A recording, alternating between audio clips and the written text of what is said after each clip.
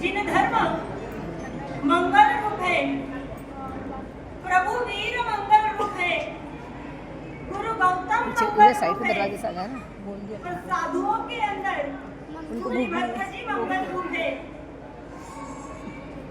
इन सबको मंगल रूप कहने के बाद हर प्रवेश को प्रवेश कहा जाता है, लेकिन चातुर्मास को मंगल प्रवेश कहा जाता है। सभी प्रवेश को प्रवेश कहा जाता है, लेकिन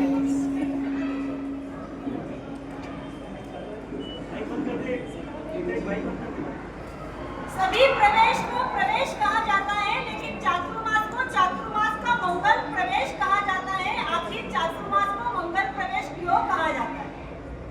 क्या रीजन है, क्या कारण है चातुर्मास को मंगल प्रवेश कहा जाता है? बारिश का कारण है ना। नया मकान बनता है, आप नए मकान में प्रवेश करते हो, लेकिन उसको केवल प्रवेश कहा जाता है। लेकिन चातुर्मास को मंगल प्रवेश क्यों कहते हैं? क्यों कहते हैं?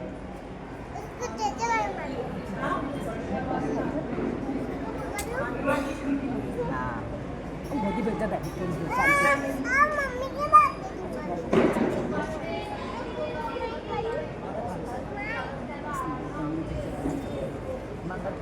मंगल का तात्पर्य होता है कल्याण, मंगल का तात्पर्य होता है प्रसन्नता, मंगल का तात्पर्य होता है शांति, और वो सब कुछ देने वाला प्रवेश होता है चातुर्मास। इसलिए चातुर्मास को मंगल प्रवेश कहते हैं। प्रवेश आस्था से जुड़ी वस्तु है। संसार के अंदर आपकी गाड़ी विश्वास बिना नहीं चलती। आज किस पर विश्वास है, कल किस पर विश्वास है, कब किस पर से विश्वास उठ जाए पता ही नहीं चलता। लेकिन विश्वास से बड़ी चीज होती है आस्था।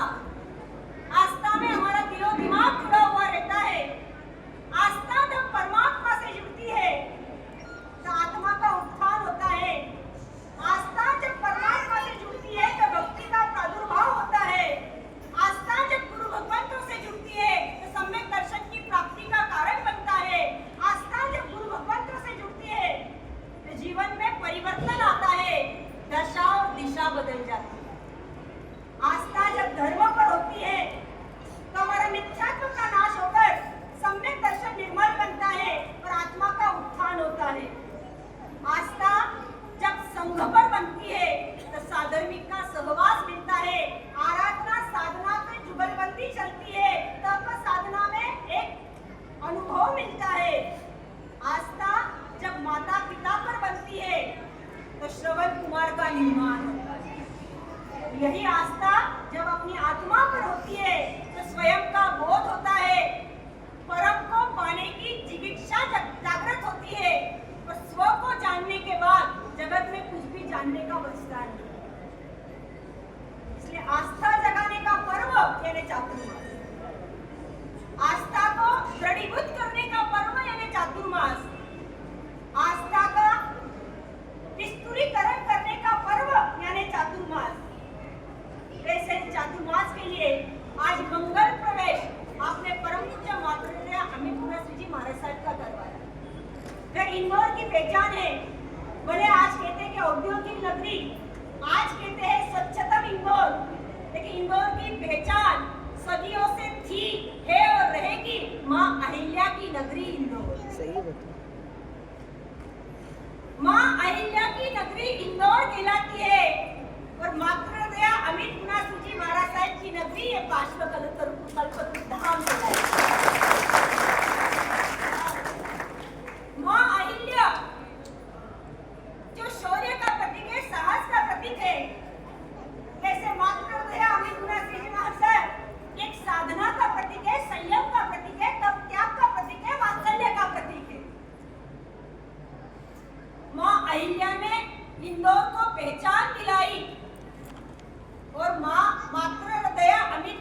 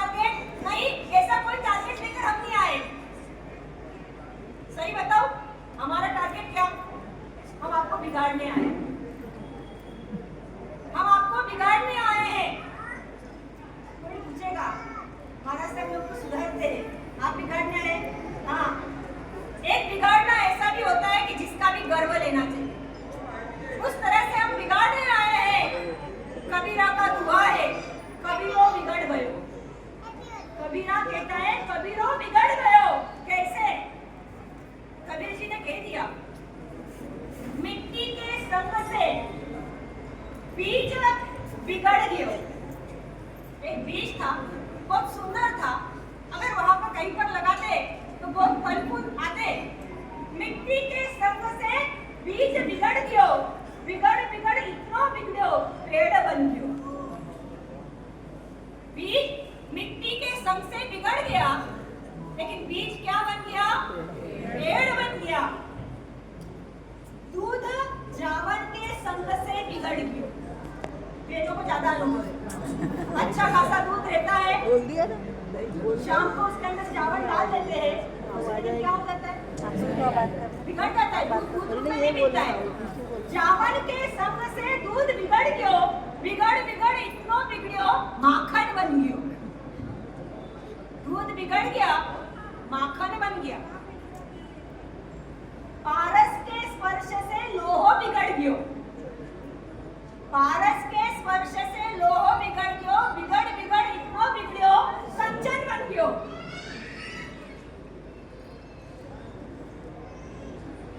हम भी आपको बिगाड़ने आए।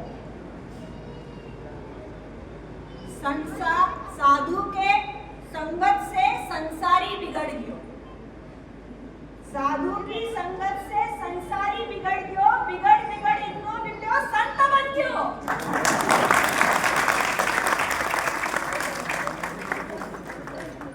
संत बन सको तो बहुत ही अच्छा है, संत नहीं बनो तो सज्जन बनने का लक्ष्य है। और सज्जन बनने के लिए, संत बनने के लिए संतों का आगमन, आज पूरी अमित ब्रिगेड यहाँ पर आई हुई है। 10 स्थानों के साथ पूज्य मातृदया अमित गुणनाथ जी महाराज साहब ने ये बहुत बड़ी सौगात धरणीधर काशीनाथ श्री संघ को सौंपी हुई है। इंदौर में राजवाड़ा है जो मां अहिल्या का माना जाता है। ये पार्श्व कल्पतरु धाम में मातृदया अमित गुणनाथ जी महाराज साहब ने राजमहल दिया है। लेकिन किस लिए?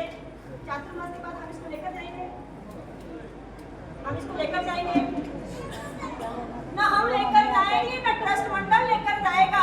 ये धरोहर यहाँ की यही रह जाएगी। लेकिन अब हमारी जिम्मेदारी बढ़ गई। जब इतना बड़ा राजमहल बनाकर आपको दिया है, अब आपका फर्ज क्या? आपका फर्ज क्या? आज आपने हमारा प्रवेश कराया, कल से आपको प्रवेश, लेकिन अब 4 महीने किसको प्रवेश करना है? देखो फर्क पड़ता है। आपने सिर्फ एक दिन प्रवेश कराया हमारा, अब 4 महीने के लिए हम कहाँ बंधे हुए? इस हाइलिंग सिटी में, इस पार्श्व कल्पतरु धाम में, इस अमित आराधना भवन में हम बंधे हुए। लेकिन आप क्या करोगे? रुक जाएंगे, आते जाते रहेंगे, आते और जाते कब रहोगे? कब आओगे, कब जाओगे? कोई टाइम लिमिटेशन रखा है? आते जाते नहीं रहना है। आपको तो पूरा चेक देना मार साहब, आप जब जब बुलाओगे तब तब हम आएंगे। जो जो कार्यक्रम रखेंगे हम उसमें आएंगे। प्रभु की वाणी बरसेगी तब तक हम आएंगे। जो जो तब साधना आराधना कराएंगे उसमें हम आवाज इतनी ठंडी है, शायद नौका से नहीं लगता है। बाकी अरे आवाज निकालोगे तो पेट में जगह हो जाएगी, जो बराबर भात पानी डाल पाओ।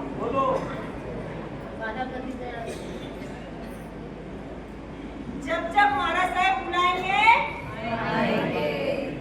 इसलिए नहीं बोल रहे हो शायद कि सब बाहर वाले, पता है कि हम लोग आने वाले नहीं।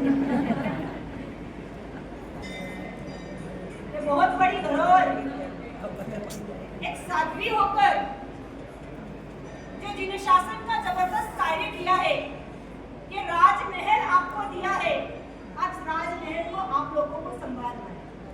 धरणीधर काशीनाथ श्री संघ की ये जवाबदारी है कि आराधना साधना के साथ आप सबको इसको इतना संभालना है। ये एक चातुर्मास है, ये शुरुआत है, लेकिन लेकिन शुरुआत ही अगर जोरदार होती है ना तो आगे भी फिर मजा। आज आपकी चर्चाएं बाहर चल रही है, हम कोई चर्चा नहीं कर रहे, आप लोग ही होते हो जो चर्चा कराते हो और हमको आपस में भिड़ा देते हो। ये ना तो कंपटीशन का चौमासा है ना कंपैरिजन का चौमासा है। सही है। ये चौमासा मात्र आत्मस्पर्श का चौमासा है, हृदय स्पर्श का चौमासा है, हृदय परिवर्तन का चौमासा है, क्योंकि जीवन में परिवर्तन लाना नितांत आवश्यक है। वैसे संत और बसंत दोनों का समानता होती है।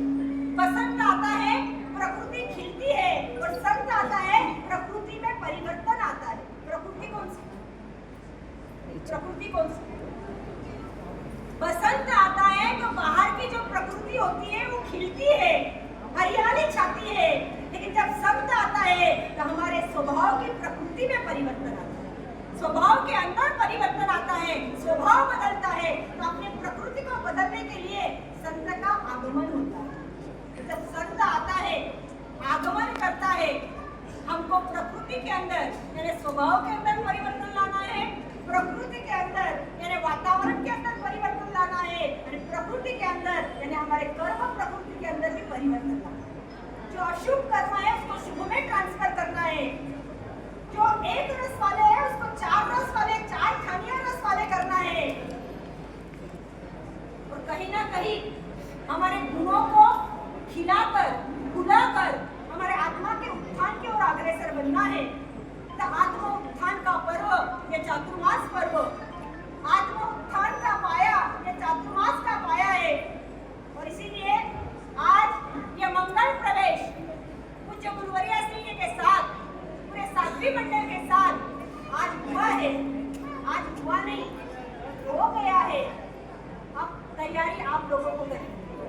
अब रोज रोज आपको प्रवेशन में प्रवेश करना है, रोज रोज उपासना में आपको एंट्री करनी है और आपको प्रवेश कर अपने आत्मा का उत्थान करने के लिए आगे बढ़ना है। जैसे पूरे इंदौर लेवल पर सिद्धि तप की घोषणाएं हो चुकी है। 4 आचार्य भगवत की निष्ठा में सभी श्री संघों में सामूहिक सिद्धि तप हो रहा है। हमारा संघ भी बाकी नहीं रहेगा। यथाशक्ति यथा भक्ति सिद्धि तप में सबको जुड़ना है। समय समय पर यहाँ पर भी अनुष्ठान है, आराधना है, प्रवचन रोज के चालू रहेंगे। आप सबको भी उस प्रवचन में नितांत आना है और अपने जीवन में परिवर्तन की श्रृंखला को आगे बढ़ाना है। केवल 15 महीने के अंदर इतना बड़ा राजमहल खड़ा करना इम्पॉसिबल काम था। जनवरी में एक दिन के लिए जब मैं आई थी तब इसकी हालत ऐसी थी। मैंने उज्जैन में जाकर महाराज साहब को कहा, महाराज साहब किस बेस पर इंदौर चौमासा करना, उपासना तो बनने वाला नहीं।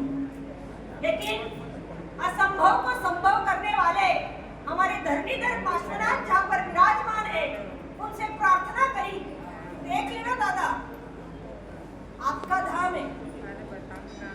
केवल 1 महीने पहले विनती करी थी, 1 महीने पहले की हालत भी यही थी कि सब लोग आकर हमको पूछते थे, महाराज साहब दूसरी कोई व्यवस्था करके रखी है, चातुर्मास आपका कहाँ पर होगा, दूसरा कोई बंगला वगैरह देखकर रखा है, लोग आकर हमको कह रहे हैं।